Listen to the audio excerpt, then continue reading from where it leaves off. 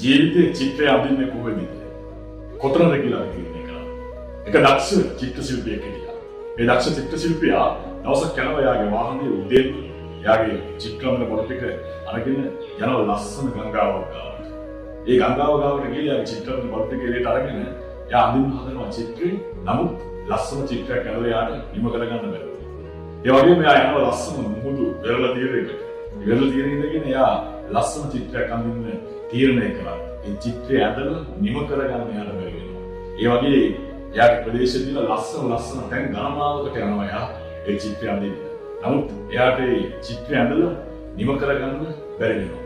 මෙයා හවස ඇඳරි වැටිගෙන එනකොට යාගේ වාහනේට අර චිත්‍ර අඳින මළු ටික ඔක්කොම දාගෙන මෙයා එනවා නැවත එයාගේ නිවසට.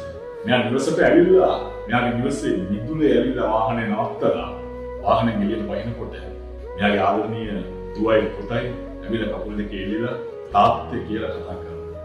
එයාගේ බිරිඳ ඇවිල්ලා මහත්තයෝ කියලා හරි ආදරෙන් කතා කරනවා. මේ චිත්‍ර ශිල්පියාට හිතුණා මේ චිත්‍රය ඇඳලා නිම කරන්න පුළුවන් හොඳම තැන තමයි එයාගේ ගෙදර මිදුල කියලා. අපිටත් ඒ වගේම තමයි. මේ ජීවිතේ නිර්මාණය කරගත්ත ආදරණීය පවුලක්, ආදරණීය දරුවන්, ආර්යාව, සම්පූර්ණය සමග.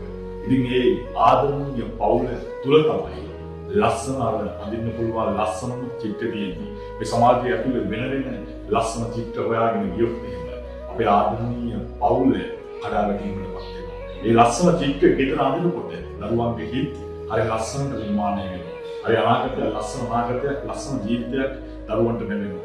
අන්න ඒ විදිහට පවුල් ජීවිතයේ ලස්සන කාලයක් ගෙවා ගන්න ලස්සන චිත්‍ර තමයි ගෙදර ඉඳලා ඇඳගන්න. ඒ ලස්සන තැන නිවස කරගන්න, සුන්දරම නිවස කරගන්න.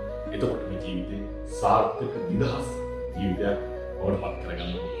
අන්න ඒ විදිහ තමයි මේ ඉතින් වෙන්නේ.